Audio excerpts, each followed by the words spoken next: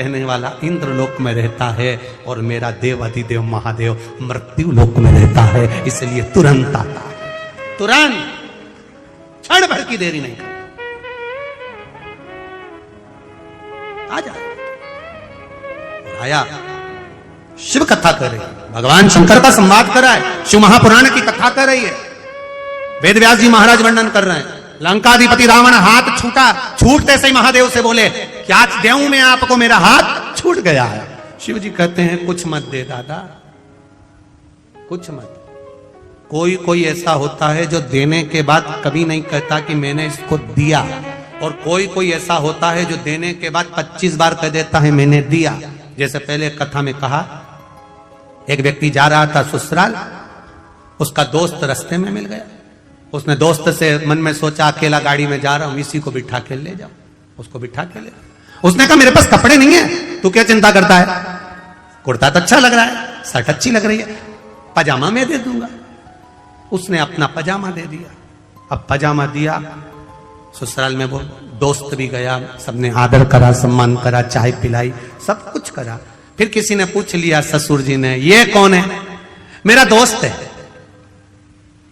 Road पे खड़ा था, मैं अकेला आ रहा था, फिरी थी गाड़ी, मैंने कहा तू चल चल, कुर्ता इसी का है, पजामा मेरा है। अब दोस्त को बुरा लग गया, बता, ये बताना कोई जरूरी है कि पजामा तेरा है?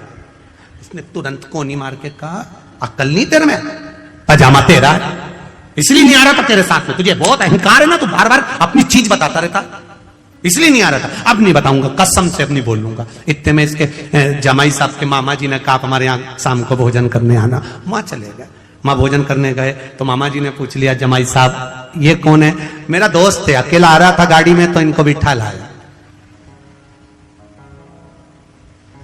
कुर्ता भी इनका है, पजामा भी इनका है।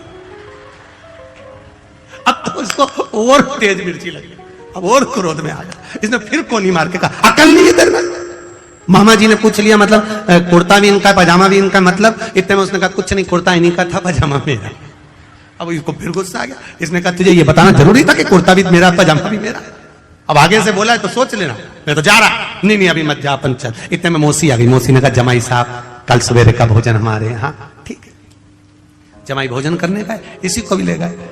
इतने में मौसी जी ने पूछ लिया ये कौन?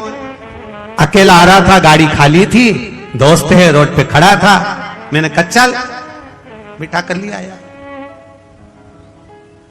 पजामे का कोई जिक्र नहीं करूंगा। अब इसको फिर गुस्सा आ गया, अब इसने बाहर निकल के इसको पकड़ कर पजामा उतार के दे दिया, ले तू तेरा पजामा तू ही धर ले। जब देखो जब पजामा पजामा पजामा होता है। कई लोग एक डब्बा तेल देते हैं, कितना तेल? एक डब्बा घी दिया, एक डब्बा तेल का दिया, और 50 बार कहते हैं बूंदी मैंने बनवाई है, बूंदी मैंने बनवाई है, बूंदी मैंने बनवाई है। जब तक वो बूंदी पूरी खत्म नहीं हो जाए तब तक वो बूंदी बनी रहती है। एक डब्बा घी, एक डब्बा तेल और 1 महीना बूंदी, 1 महीना बूंदी चलती है। हम गए थे राम मंदिर, हमने बूंदी बनवाई थी, 1 डब्बा घी दिया था। अब राम जी महाराज की कृपा, इतने में राम जी के पंडित जी ने कह दिया तुम्हारा डब्बा तुम ही ले जाओ। क्या करे वो पजामे का? कहना जरूरी है कि पजामा हमारा है, पजामा हमारा।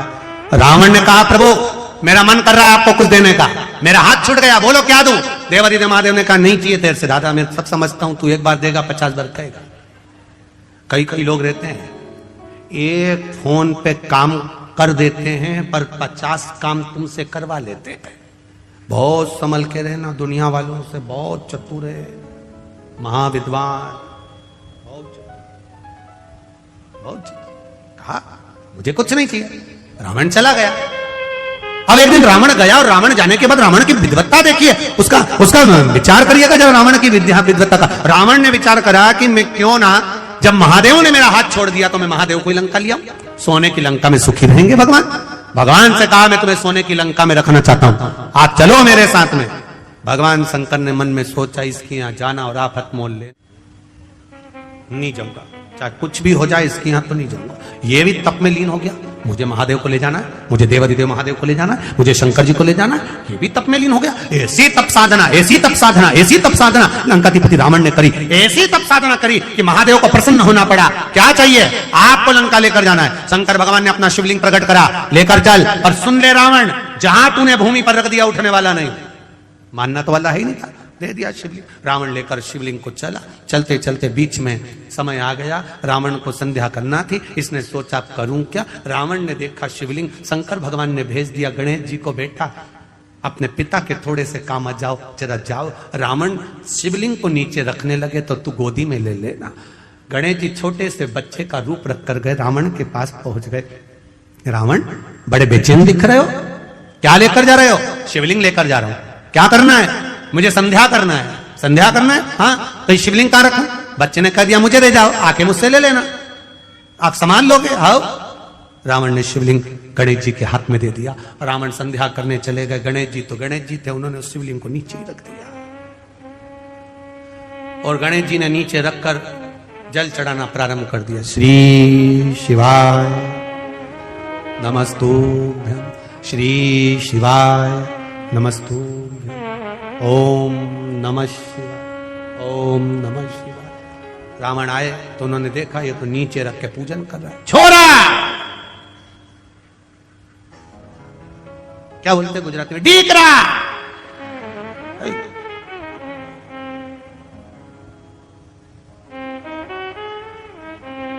गणेश जी ने पूछ लिया केम छो? कोई पूछे तो पूछा क्या हुआ, क्या है, कैसे हो, क्या हुआ? एक नीचे क्यों रख दिया? रावण क्रोध में लाल। गणेश जी बोले बहुत भारी थे। रावण बोला एकदम हल्के थे, काहे के भारी थे? इतने में गणेश जी बोले हाथ दबे थे तब मालूम नहीं पड़े थे, हाथ दबे थे तब हल्के दिख रहे थे कि भारी दिख रहे। रावण बोला ये तो अपने पहले का भी जानता है, छोरा कोई हल्का फुल्का नहीं है। रावण ने पूछ लिया तुम्हारे पिताजी का नाम क्या है? दीकरा बोला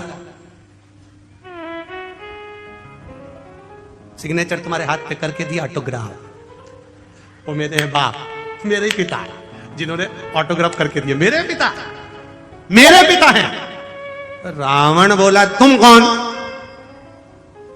गणेश जी ने अपना असली स्वरूप दिखाया। जो दिखाया लंकाधिपति रावण को क्रोध आया।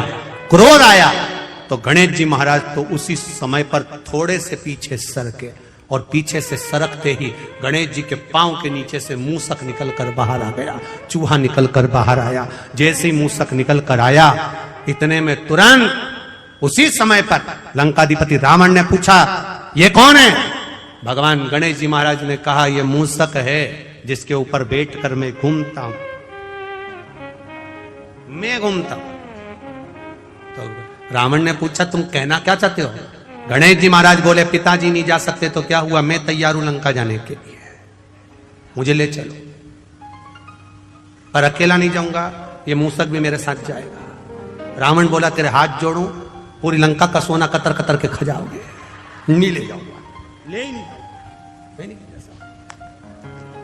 जो शिवलिंग भूमि पर रखा वो वैद्यनाथ बाबा के नाम से विख्यात हो गया।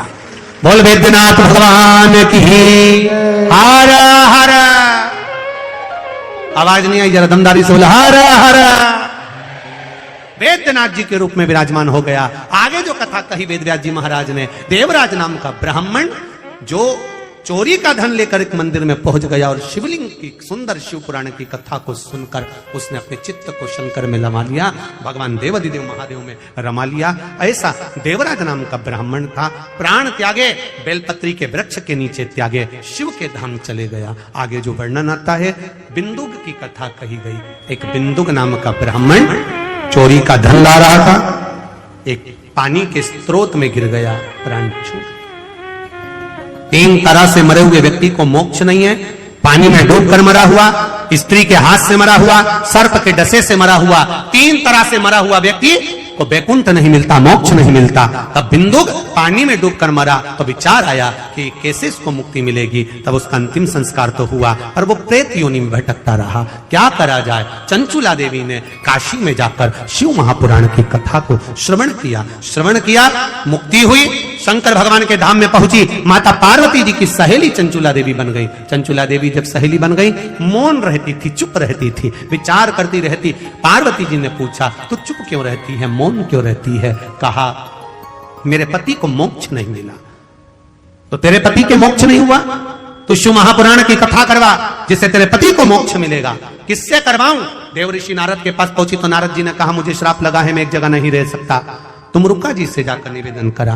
तब तुम रुका जी ने कहा, कथा तो कह दूंगा, मना नहीं, पर जोड़े से यजमान कौन बैठेगा? चंचुला देवी कहती है, मैं बेधव्य, मैं विधवा, मेरा बेधव्यता है, मैं यजमान पद कैसे लूं? जानकर देवादिदेव महादेव से प्रार्थना करी। शिव जी ईश्वर जी बने, पार्वती जी गौरा जी बनी।